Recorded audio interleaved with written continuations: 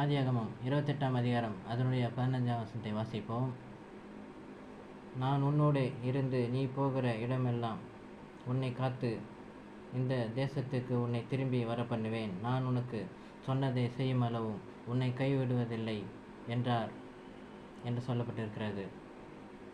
நம்ம ஒவ்வொரு கூட தேவன் கர்த்தர் கூட இருந்து நம்மை காத்து கொள்கிறாராயும் வழி நடத்துகிறார், நம்முடைய தேசத்துக்கு அவர் திரும்பி வர பண்ணுகிறாராயும் இருக்கிறார். அது மாத்திரமல்ல, உங்களில் ஒரு சிலருக்கு கர்த்தர் ஒரு காரியத்தை செய்து முடிப்பேன் என்று சொல்லியிருக்கலாம், இல்லை ஒரு காரியத்திலே வாக்கு பண்ணியிருக்கலாம், அது நிறைவேறவில்லையே ஏன் தாமதிக்கிறது என்று சொல்லி நீங்கள் கவலைப்பட்டு கொண்டிருக்கலாம். நீங்கள் அதை குறித்து ஒன்றும் கவலைப்படாமல் தைரியத்துடன் சந்தோஷத்துடன் இருங்கள். அதை குறித்து தொடர்ந்து ஜெபம் பண்ணுங்கள்.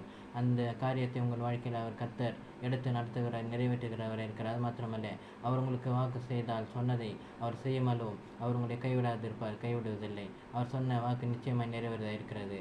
ஆமென்.